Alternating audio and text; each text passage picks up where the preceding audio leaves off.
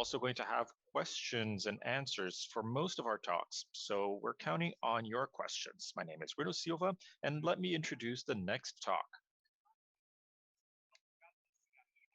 Game as your stage, brands, and music.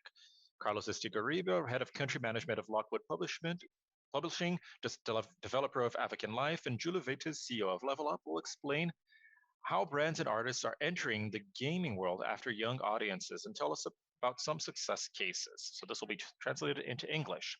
Now let's welcome Carlos and Julio. Welcome, everyone. Good morning, Bruno. Well, the screen is yours. Enjoy your presentation. Let's do it. So we're not gonna have a lot of time, right, Julio? We could be here for hours or days, but we're just going to tell you a bit about how brands are dealing with the gaming world. We've worked on it for 20 some years each, right? So we have a lot of stories to tell. But I think the first point is that before, brands had their own games, right? We would have this brand's game and that brand's game, but now brands are in other games. So that's the first change. It's not that you're going to create a game for your brand, but the idea is how you find the right game for your brand to be there. And how do you do it right? It's not only about placing an ad in the game, but it's about thinking that games can be content for you, or how your brand can be a content in a game. Julie, do you want to give an introduction, and then we'll go into it? Right, I think you said it right, Kaio. There are many things changing, and when we think about music, we see several artists who want to connect to games and even have gameplays and expand their work, because today that's the easiest way of connecting to the younger generations, right? Especially through games. So I think besides brands, artists also are interested in getting closer to the gaming platforms. That's right. And one of the things I've been noticing is that there are basically two ways of having brands in games, at least here in Brazil. One is to use a game as content and have live streaming, have influencers talking about it. For example, during Carnival, we had Tinder in GTA. So that's a strategy to invite in gamers, and they create content themselves. And this is published in social media. So that's one way. Another way is having the brand in the game itself. So these are two separate things. And each brand needs to see what is the best strategy for them. So having the brand in the game is a little bit more work. Not that the other one is easy, but with that, you have a bit more interaction with your audience, right? You're at a different level. You're talking to the players.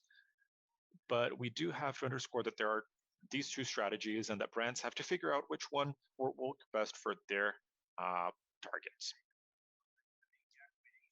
Right, and you need to have a good way of bringing your brand into the game in a way that feels good for the player too, right?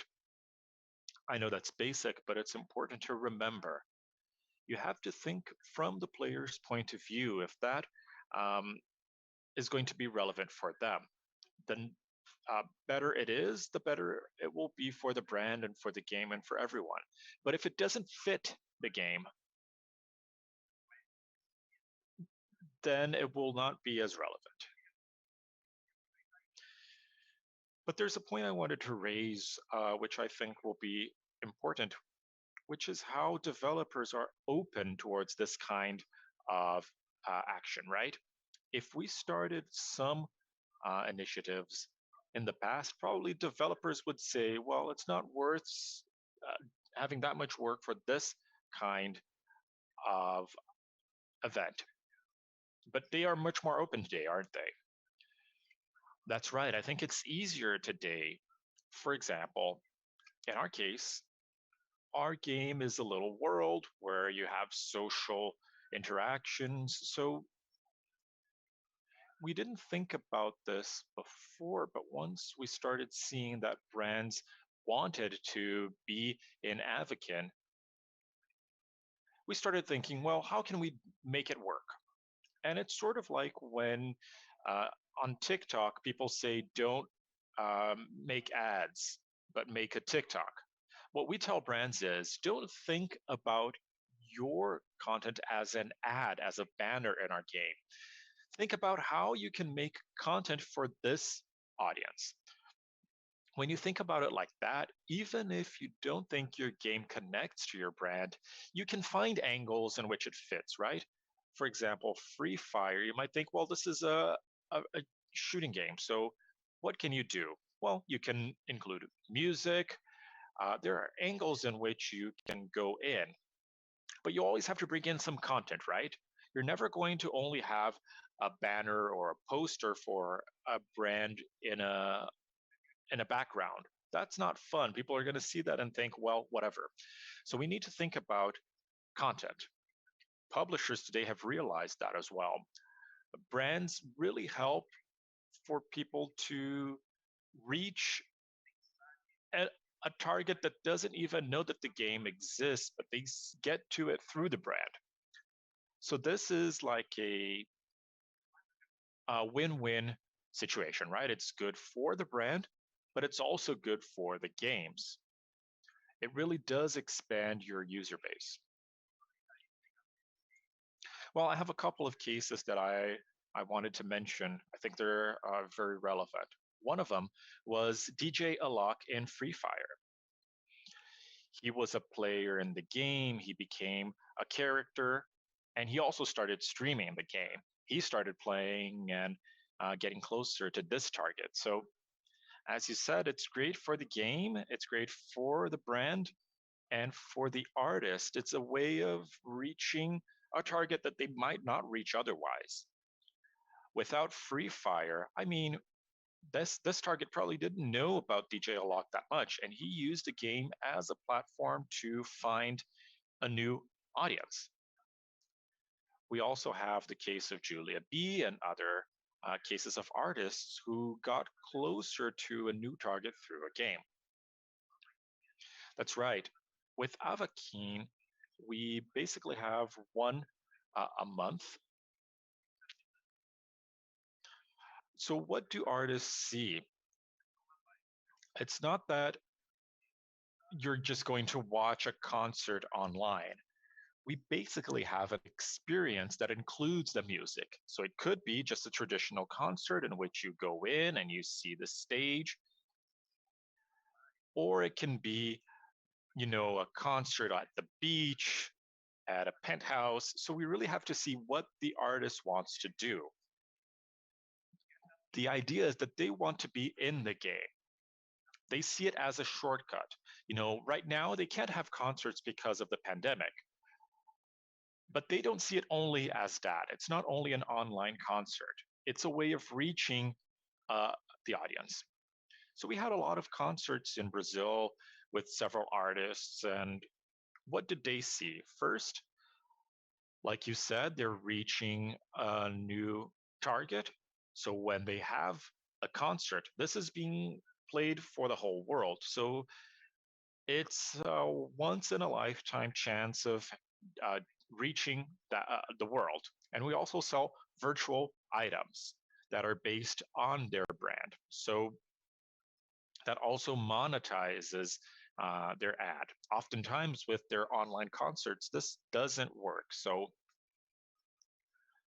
this is a secondary advantage that they see. And the third thing is when we have brands and we bring in a concert and you have, I don't know, 600,000, 1 million people, which is usually the amount of people we have when we have concerts, people who go there, who attend, who see it several times. Because, of course, it plays in a loop for 3 days, right? And it's a social activity. And this is exactly what brands want. They want to talk to this target. So now we're coming to a third stage. Brands are now saying, well, I want to be in that game, but more than that, I want to be with this artist. So if we're going to have, for example, a concert with Pride, it's during a certain date. We're going to have a concert, and we're speaking to several brands who want to be in Pride, and they're going to have a concert along with it. So I think that uh, finishes the cycle very well. It's good for brands, for artists, and for us. So this is one of the main platforms in the game. It's one of the fastest growing ones. Concerts or music. It doesn't necessarily need to be a concert. Yes, well, there are some major artists that also want to get in touch with this audience. Julia B already had a great fan base.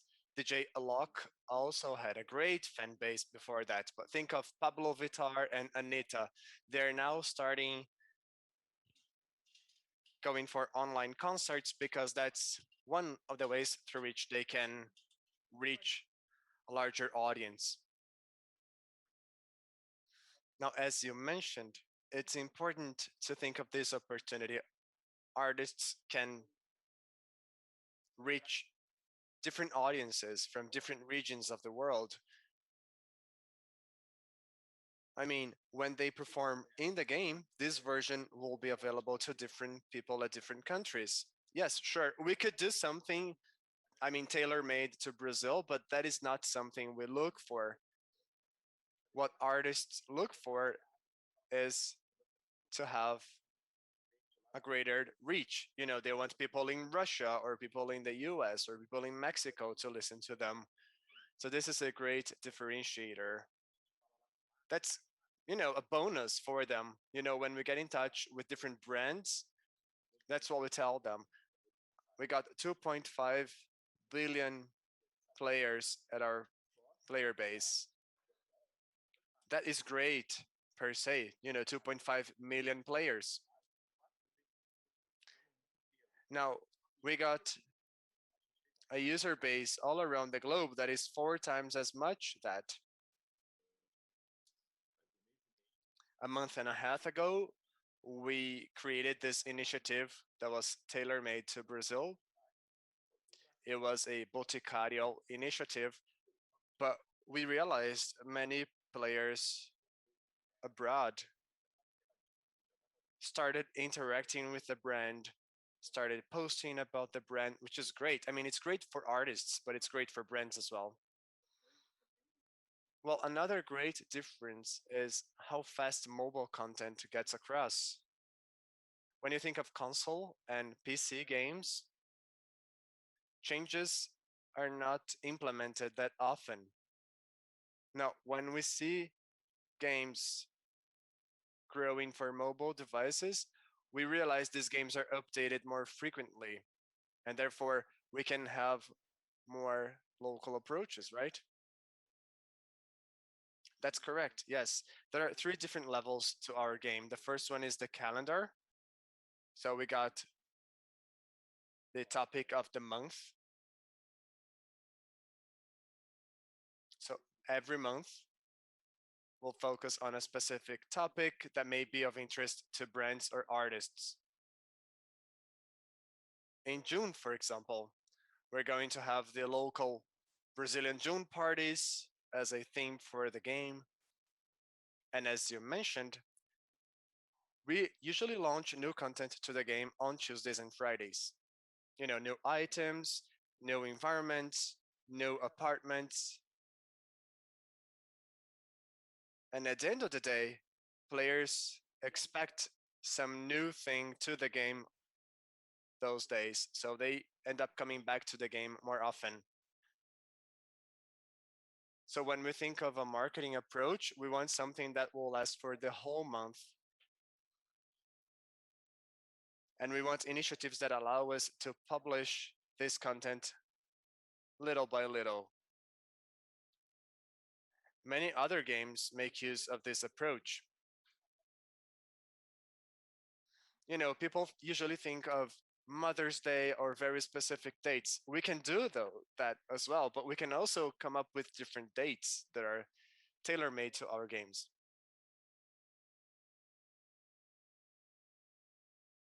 You know, before,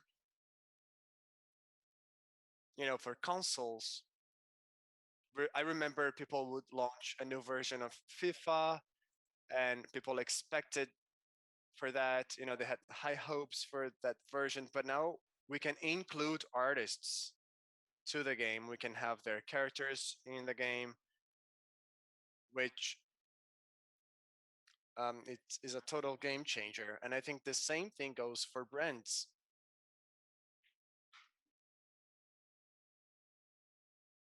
Brands had very few possibilities before, right? Yes. Well, I see we got a question in the chat box. Can we address that one? People are asking about brand activation. Sometimes we think about large brands, but it's also important to consider non-endemic brands and how they can be included to the games as well. Let me tell you about this one marketing case. We worked along with Boticario, which is a Brazilian brand on cosmetics, and we had this marketing initiative along with them last month. First and foremost, it's important to think about their goal. Are they looking for a higher conversion rate? Do they want to focus on their brand? There are different takes on that. First, we start with our branding efforts to see if the game fits their brand, and then we think of conversion. Now, their challenge was to relate with our audience. How could we show or portray their products in the game? Boticario is a cosmetics brand and they sell perfumes. How can we show that in the game without, allowing people to smell their products? So this is what we did. We created an approach in one of the squares. It was an existing square to our game. Our players used to go to this square already. And we decided to make use of that. We decided not to create a store. So we put together this quest. People had to complete daily missions. And to complete those missions, they had to use certain items. They had to take some pictures.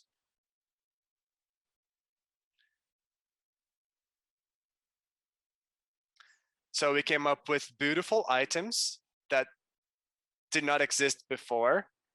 We created some animations for the game. So when the person sprayed the perfume, they would float around, which is a pun to one of their brands. People loved that. So they started going to the store to discover a little more about the perfume. We realized the players wondered, this is such a nice item in the game. What would it be like in real life? So it was great because we could interact with the brand in the game. We had a fashion competition. More than 500,000 pictures were taken because of this initiative. So that was the first step. After that, we can focus on sales. Maybe people could buy something in a brick and mortar store in real life and then get something for the game. That's another possibility. Yeah, I think we have to start from the ground up, right? First, we have to understand what they're looking for as a brand and then try to understand who our audience is. And of course, bridge both of them. If we can do that successfully, then things will just work out fine. And I believe many brands have managed to do that. So it's very important to work closely with the brand and the marketing team to make it happen, right? Good, we got another question. Somebody's asking about indie developers. In April last month, we had this great, successful initiative by Bad Mimic. This is a great game with great art, and this is what they did. They started getting in touch with different influencers, and they invited these people to tell the story of the game. They actually invited these people to be the voices of the characters. It was a great experience for influencers. I mean, they can hear their own voice in the game. And it was also great for the game itself. It was a great marketing driver. Many people started playing the game after that. So that's a great case. Yeah, Skullfish developed this great game too. They partnered up with Podrica. And, you know, it was a game about music, rap. So it is possible to do that, even inside indie games.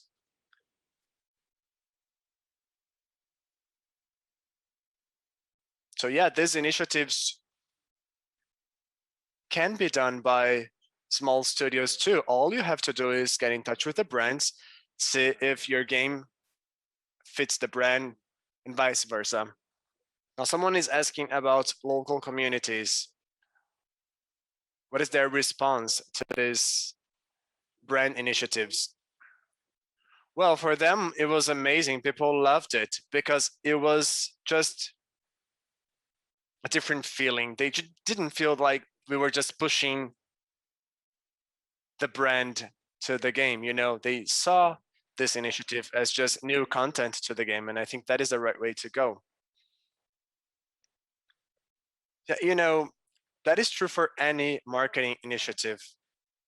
If you do it well, people will love it.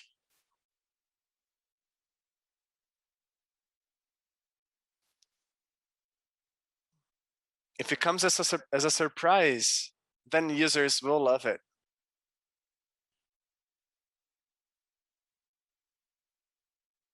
Brands need to somehow add value to the game. Otherwise, it won't work. Okay, we got one more minute, I guess. Do you have time for one more question? If not, let me just show you a quick video from the Boticario initiative, just so you see what the story looks like in the game. Can we play the video now? Sure.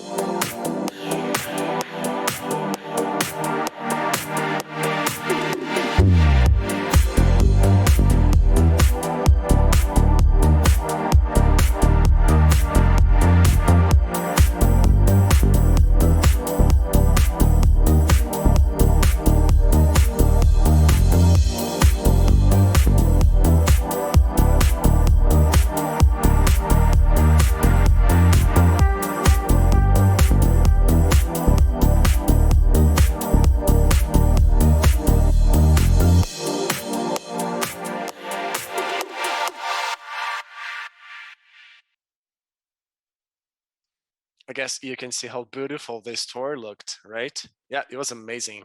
Love that. Yeah, and when players see that, of course they want to interact with the store and see what they can do inside the store. You know, it's not only about the brand. They want to interact with something that was created for them, and I think that is what truly makes a difference. Great, everyone. Unfortunately, our time's up. So thank you very much. Thank you, Carlos and Julio. This was a great conversation.